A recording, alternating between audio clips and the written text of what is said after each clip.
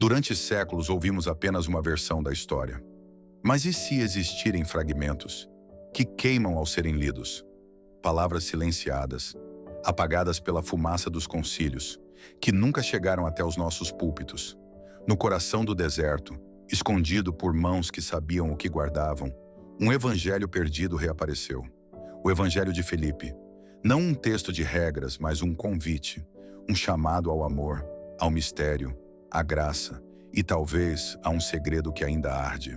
O Evangelho de Filipe não foi escrito para ser lido em voz alta nas igrejas. Foi escrito para ser sentido. Entre seus fragmentos quebrados, há lampejos de uma fé diferente, não institucional, mas experiencial. Um cristianismo que não se apoia em dogmas, mas em revelações diretas. Ali encontramos palavras que incomodam, que desafiam e que libertam.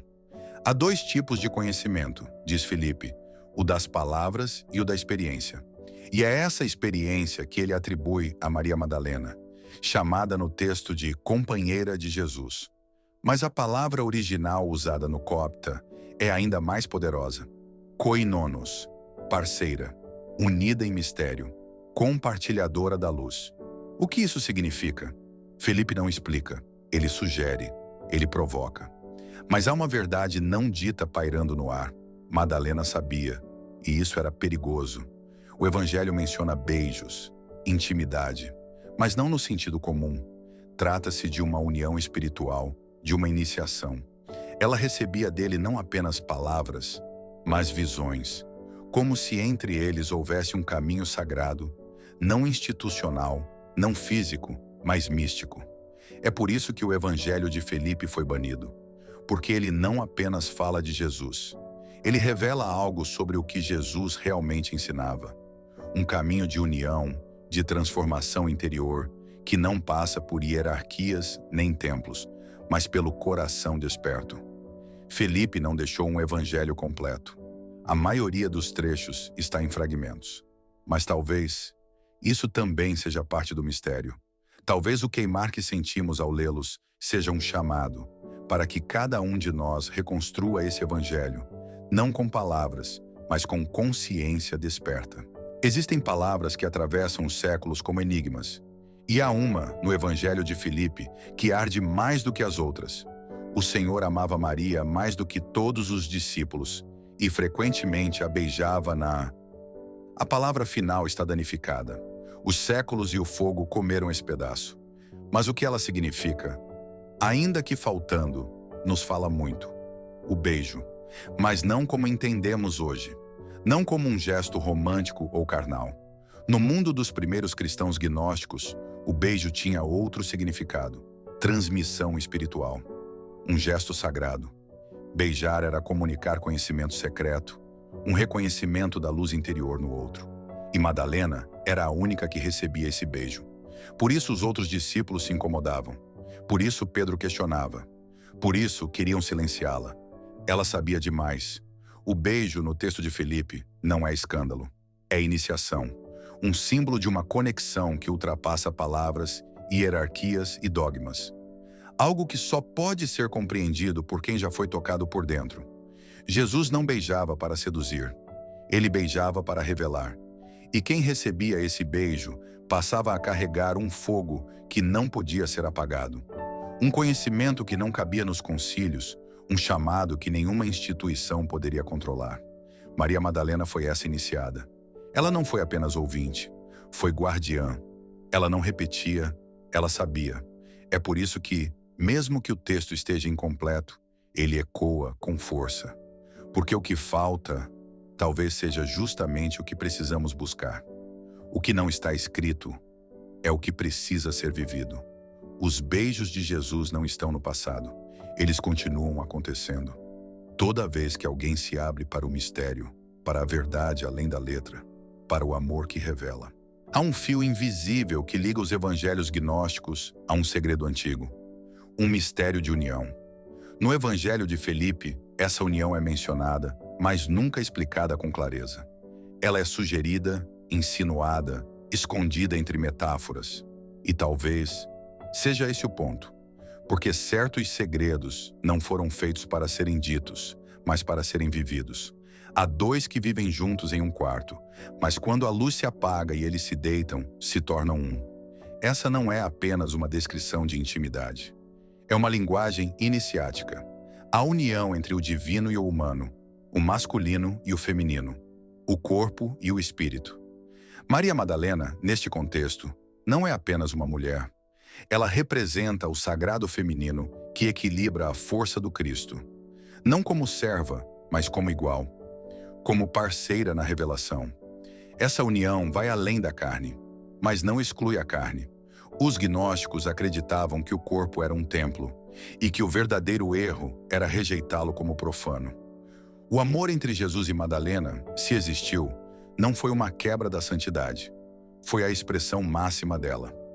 A união dos dois, em alma, em espírito, talvez em corpo, era um ato sagrado de equilíbrio, capaz de transmitir não apenas amor, mas conhecimento. E é esse conhecimento que foi temido, porque ele não podia ser controlado por hierarquias, não cabia nos dogmas, não podia ser canonizado. Essa união revelava um outro caminho de fé, não baseado em crença cega, mas em experiência direta, não em obediência, mas em despertar. Por isso Felipe não descreve em detalhes. Ele protege, ele preserva, ele convida o leitor a sentir em vez de simplesmente entender. Talvez a pergunta não deva ser: Jesus e Madalena eram um casal? Mas sim, o que essa união desperta em nós?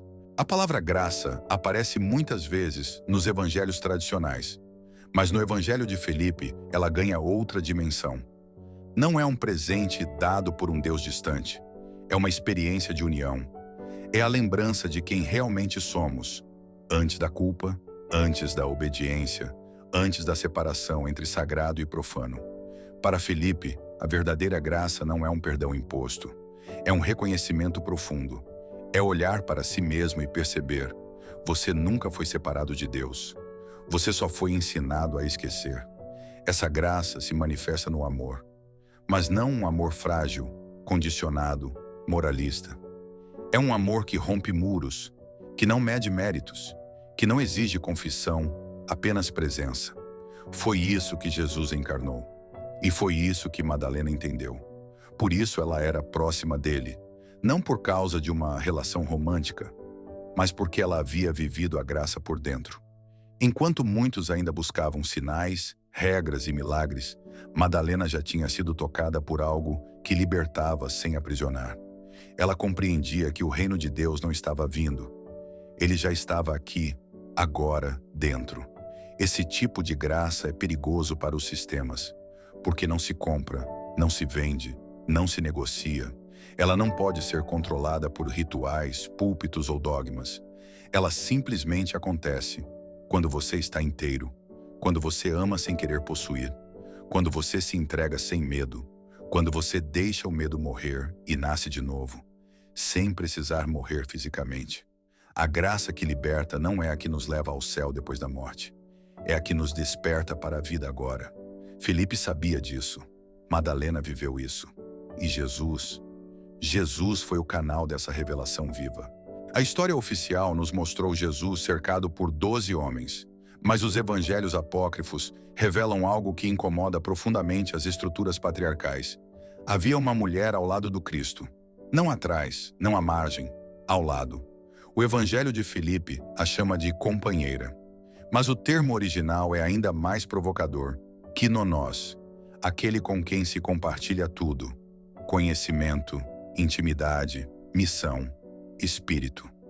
Maria Madalena não era apenas uma seguidora, ela era uma iniciada, a discípula que compreendia o que os outros não conseguiam enxergar, aquela que, segundo Felipe, era amada mais do que todos os discípulos.